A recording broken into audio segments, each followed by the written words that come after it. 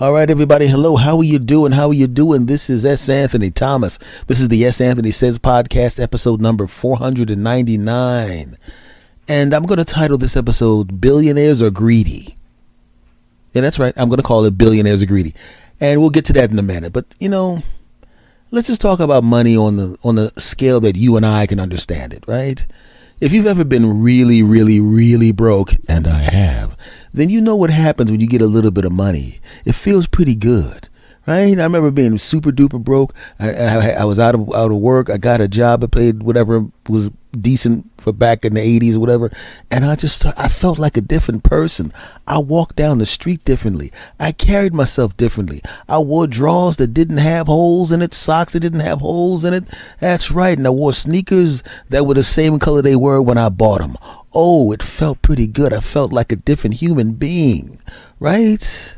You go into the supermarket and you can actually buy name brand cereal. Ooh, felt pretty good, right? When you went to the gas to put some gas in your car, all of a sudden you didn't have to go give me $5 on pump number 6. You actually use this phrase, fill her up. Now, that doesn't seem like a big thing, but when you say fill her up for the first time and mean it, and you say fill her up, and you don't have to try to drive everywhere 12 miles an hour to try to make sure that gas lasted 8 weeks, you know what I'm talking about. It feels really good to have just a little bit of money. But what about when you go from a little bit of money to pretty good money, and all of a sudden, now you're not driving an old car, you're driving a new car. Ooh, it still smells like a new car after you got it. But why? Because it's a new car. Ooh, you got a big screen TV in your basement. Ooh, and guess what? You can actually watch TV without an antenna because you got cable. Ooh, that's right. You don't need a decoder box. Ooh, that's right. And that's just regular people money, the kind of money that you and I have, right? You know what I mean? But what happens when you become a millionaire? Then all of a sudden, it really doesn't matter what you purchase because you have so much money that the kind of stuff that an everyday person would have to think about, you don't have to think about it. What if you become a multi-millionaire? Oh my goodness. Money's not even something you think about because now all of a sudden you have so much money in the bank. Even if you don't work, there's enough money coming back to you from passive income that you don't even give a crap about everyday stuff. Ooh, what if you become a billionaire? Once you become a billionaire, all of a sudden you're just buying crap because you can. I feel like having 50 cars. Yeah, that's right. I want them. And you buy those 50 cars and guess what? Nothing changes. It doesn't hurt you at all. You don't even have to think about it. In fact, the amount of money you made today actually paid for those cars 10 times over because you have that much money. Millionaires still think they got to climb because they can look up and there's some billionaires there. But billionaires can't really look up because there ain't nothing up from them except maybe some other billionaires. But even if a billionaire has more money than you have as a billionaire, you can still buy pretty much the same crap they can buy, right? But what makes them be so greedy all of a sudden? What makes you look at and realize there's people starving to death and you buy a yacht for 17 gazillion $1 huh? And you can buy all these cars, right? Build a hospital, why don't you? Right? Pay a little more in taxes so some people can eat. That's what I'm thinking.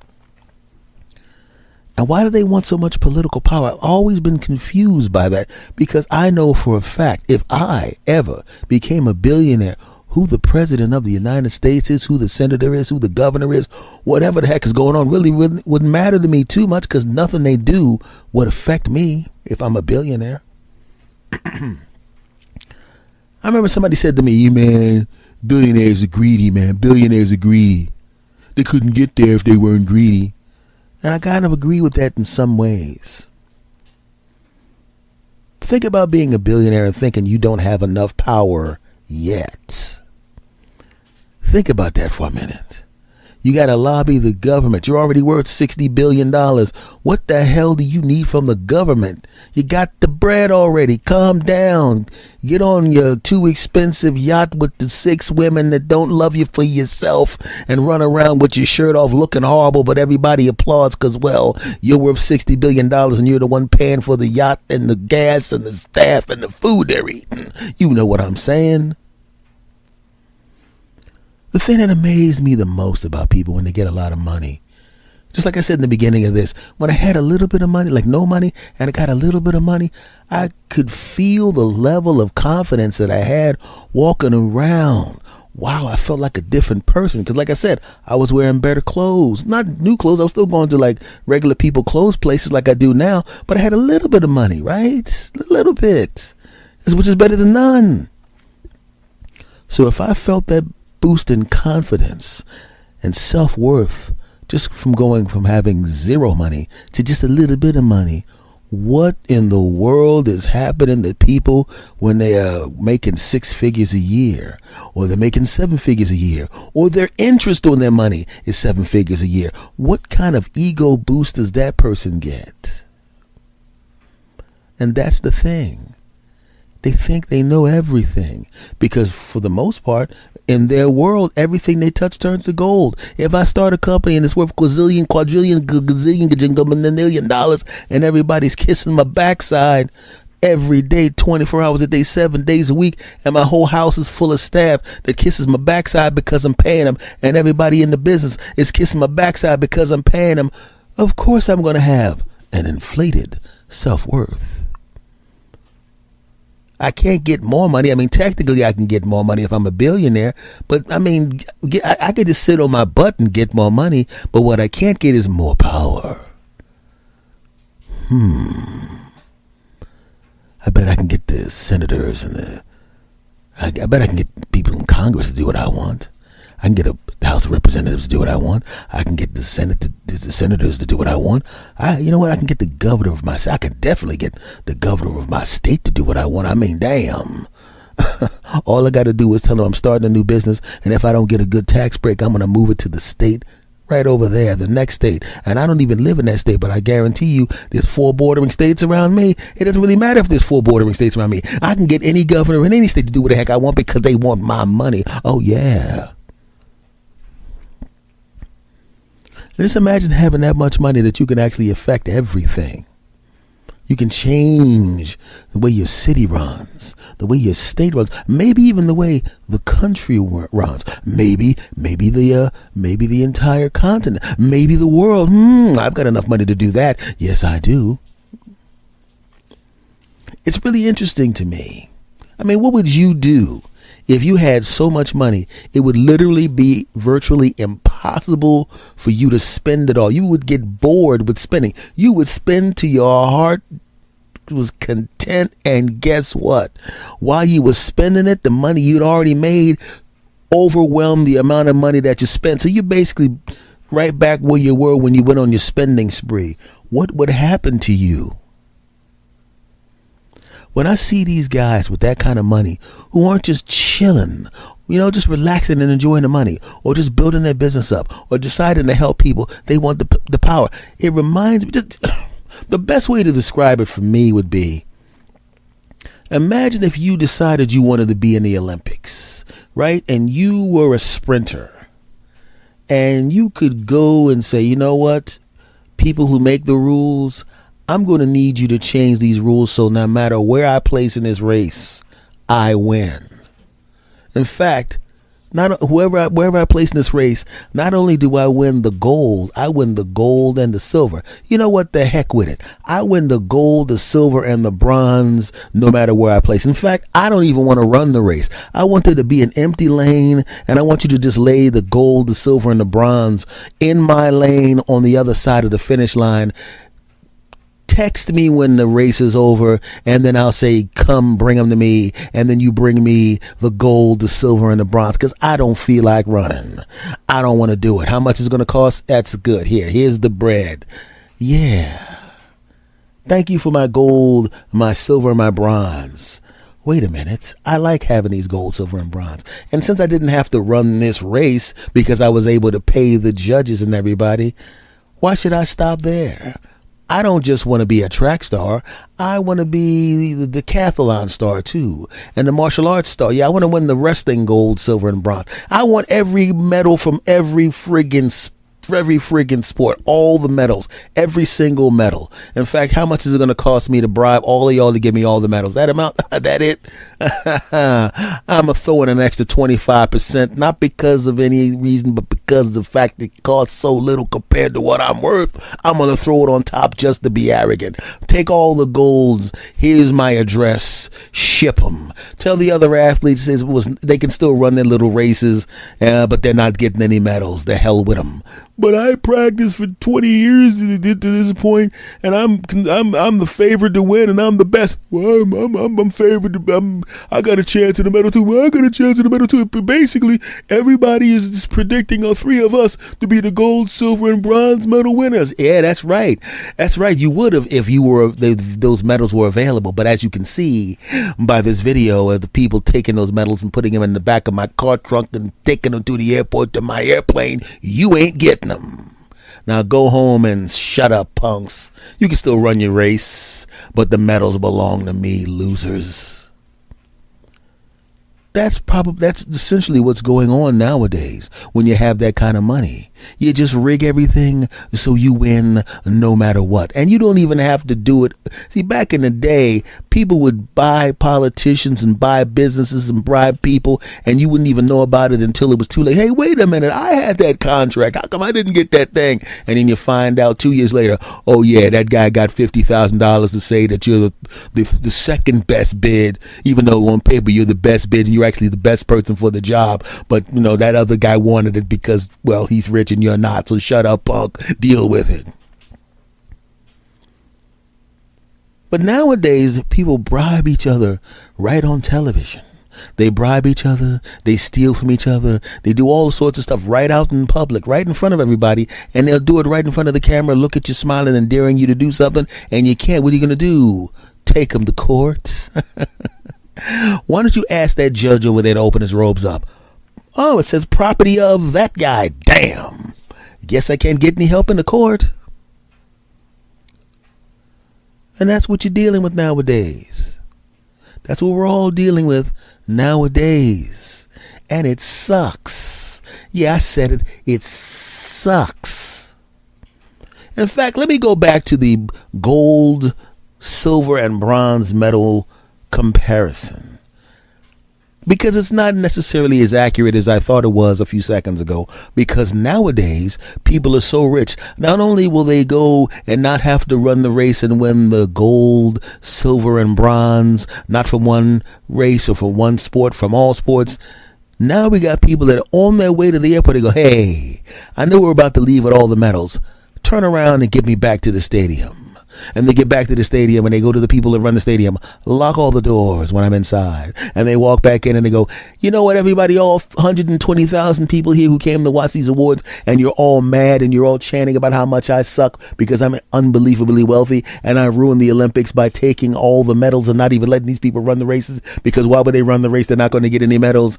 I decided that's not enough. Do me a favor. I've hired some people to walk through the stands with trash bags, and I would like all of you to empty all the cash from your wallets and purses, and if you have expensive watches, throw that crap in there as well. I would tell you to put in your credit cards, but I own the bank, so I already have that money if I want it. So just put the cash and all your valuables into the trash bag, because stealing all the medals wasn't good enough for me. I decided to come back and rob all of you. Moments later, when all the money's in the bag and that is now packed up into the vehicles that he purchased on the way back to the stadium, it was nice to know, wait a second, this is being televised. I really don't care about that because there's nothing you can do about it because of my power. But I also realized that these cameras are probably worth about $700,000 each. Load them on the truck. I'm taking them too. And by the way, everybody that's watching, you might as well, I already got your money. Your money's in the bank and I own the banks. So anyway, thanks a lot, everybody. You dumb bastards. I'm now going to leave. Even though I stole all these medals and I took all your money, the amount of money I took away from you was negligible to me, even though it hurts you. But I just enjoy the fact that I could do it. Ta-ta. And that's what we're living through right now. Do you know how easy it would be to be a good person if you had billions of dollars? That's the thing that astounds me, because I know that you want power if you have billions and billions of dollars. But what about you, a person that had billions and billions of dollars? And you said, you know what, I'm going to carve off some bread, so I'm perfectly fine. In fact, all generations of my family are going to be fine with the amount of money I'm going to carve off just to protect my family. But with the rest of this, I'm going to do some stuff that helps people. I've got enough money where I could probably, let me see. Yep, I could definitely end homelessness and poverty very easily without affecting my bottom line. I could do it. My class of people could do it. That's right. I could build hospitals. In fact, if I get my friends together, if I could convince them, I could literally, and I mean literally, end the healthcare problem for everybody. I could literally, and I mean literally, have people be educated. Do you know if these people actually did that? Do you know that we would actually refer to billionaires in a positive light? We would go, man, those billionaires are the best. If it wasn't for them, man, the healthcare would suck in this country. But they started paying, and all of a sudden, everybody got healthcare. And all of a sudden, public education went all the way up to a bachelor's degree. This is fantastic. It's incredible. Hey, the streets look pretty good. Potholes. Remember when we used to have potholes? Those were the days, right? I understand when you get money at up to a certain point, you're thinking about your individual family, your spouse, your kids, your family, maybe your friends. But it comes a point where you have enough where they're going to be fine. In fact, they're going to be fine perpetually. After that, after a certain point, your ass is just greedy. So all I would say to people is, if you're billionaires, I'm sure there's several billionaires listening to my podcast. I don't think so. Would you mind just helping some people out? Maybe paying your workers and giving your workers some health care and, stuff like that. Looking at the world and realize that you have the ability to affect positive change without changing your lifestyle at all. Now, from this side, being a regular person, I know people could go, yeah, but if you had $1 billion, man, or you had $100 billion, or you had $300 billion, or you became the first trillionaire, would you help people? Yeah, I would. I know that when you get money, it changes you a little bit. I get it. It's like alcohol. When you drink alcohol, some people, I know people that when they get drunk, they're super duper happy. But guess what? When they weren't drunk, they were happy. Then it became super duper happy when they got drunk. I know people that are a little mean around the edges, genuinely and generally a good person, a little mean around the edges sometimes, but when they get drunk, they're a lot meaner. I know some people that are on the edge of popping somebody in the mouth, but they have good control over it. But after the fourth beer, all of a sudden they think they're Francis Ngannou, former UFC heavyweight champion out there trying to knock people out. I know those people. Because the alcohol just changes, just expands what they were in the first place. And I think money's the same way. Whatever you are, the more money you get, most likely you're going to be more of that. You see a musical artist, right? And a lot of times when you get money, if you've never had money, you really just go after the thing you wanted the most when you didn't have money. If you caught the bus and everybody gave you a hard time because you caught the bus, or you drove horrible cars that you had to keep together with chewing gum and Band-Aids, what's the first thing you do the second you get any money? All of a sudden you got to get this $300,000 car, right? You lived in a dilapidated house your entire life. What's the first thing you do? As soon as you get money, you buy a 25-bedroom mansion. You couldn't get any dates. The first thing you do, you're in the DMs of a bunch of Instagram models flashing money, trying to get it on with them. And then eventually, of course, you get it on with a bunch of them. Why? Because you can. But like I said, if you get the bread, man, if you get some money, man, did you not want to help people when you were broke? Well, now you have the bread. Go help somebody. You know what I mean? So I say this to say, if in the future I ever become wealthy and I decide all of a sudden after I said this to not help people, feel free to tell me, hey, it's Anthony, man. Remember that podcast you did a little while ago where you were talking about how billionaires are greedy and how people should help each other? And when you get the bread, it's okay to solidify your family situation, but after that, go and help some people. Feel free to tell me that. Well, you're gonna try to tell me that, but my assistant's bodyguard probably won't let you get close. I want to say right now that I reserve the right to disavow everything I said in this podcast if I become extra wealthy. I'm buying a $200 million yacht. I'm going to have 15 models on there. I'm going to be having parties, right? And I'm going to be like, man, I know what I said on that podcast that I don't do anymore because I'm a billionaire now. The heck with that crap and the heck with those people. I loved them then, but I'm a multi billionaire now. And all the money's for me. Hey, man, you got a suitcase full of money and there's a guy over there eating out of the trash bin. Why don't you go over there and hand him a couple of bucks? What? Then my satchel full of cash will be $20 lighter? Are you crazy? In fact, he's collected about $5 in that hat that's on the ground.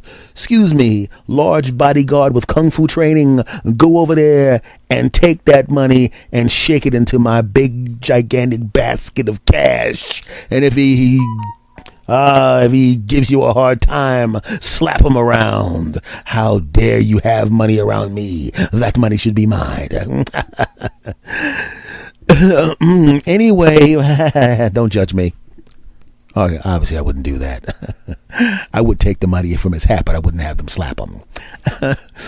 Moving on.